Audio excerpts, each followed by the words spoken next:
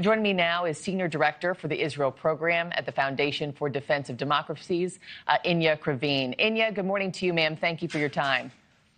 Thanks so much for having me. So Secretary of War Pete Hegseth set to hold this presser briefly, and these are starting to happen more regularly.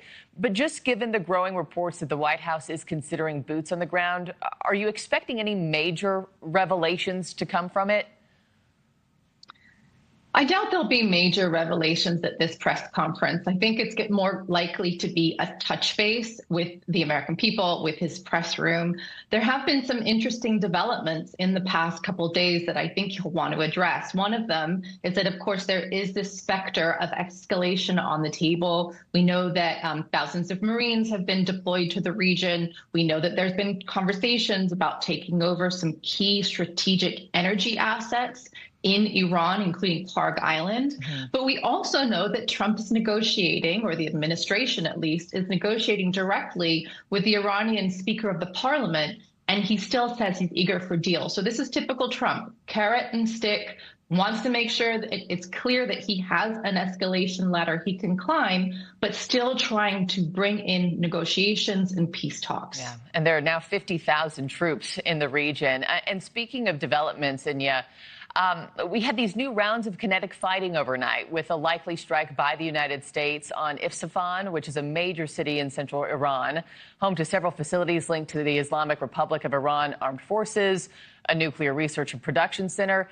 How significant do you see that escalation in fighting from overnight? So I think that it's an important site, likely by the size of those flames. You can tell that they hit something major with a big payload. It's also important to remember that Iran has developed this mechanism of burying its strategic arms and its nuclear programs deep underground. So this isn't uncommon.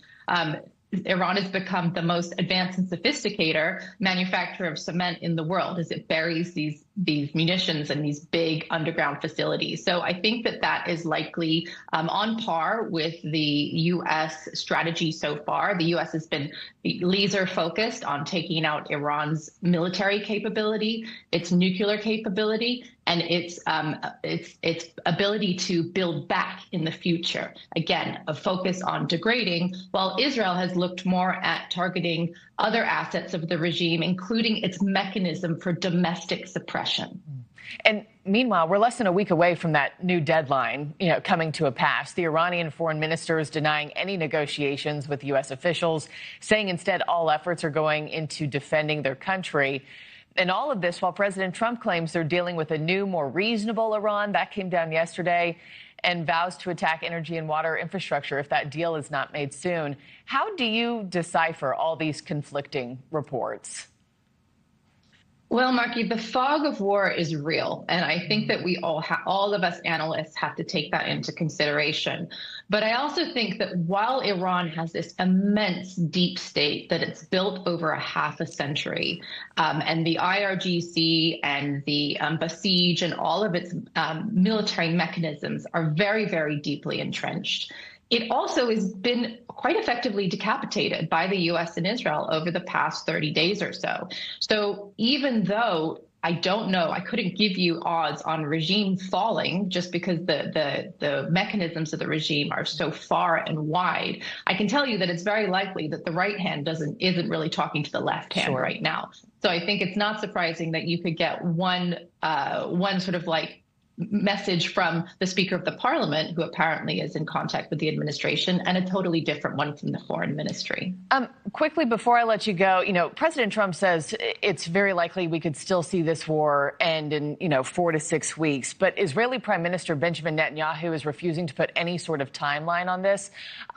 Do you think we're officially not working from the same playbook anymore? Are we at odds over the end to this war and what exit strategy looks like? So the U.S. and Israel have been working pretty much in lockstep throughout this war. Wouldn't see it as being at ends, but I do think that Israel and the U.S. have different definitions of what a successful war would look like, and may have different goals for end states. There's also the very likely possibility that Trump could say, the U.S. is done. We've accomplished our war goals. We are now going to, get into some sort of cold peace with Iran as negotiations continue. But I won't be held accountable for what Israel does. Israel has the ability to carry out strikes according to its own national security calculus. And that's very much what happened in other arenas. Trump made a peace deal. It was widely accepted, but Israel retained the right to defend itself and its sovereignty. Yeah. So again, two countries, very close, very aligned, slightly different goals potentially, but I think that there's every opportunity for them both to get what they need out of a deal. We'll see what more we hear in just about an hour and a half from the Pentagon this morning. Enia Krivine, thank you so much for your time. Really appreciate your insights. Pleasure, Marky. Thanks for having me.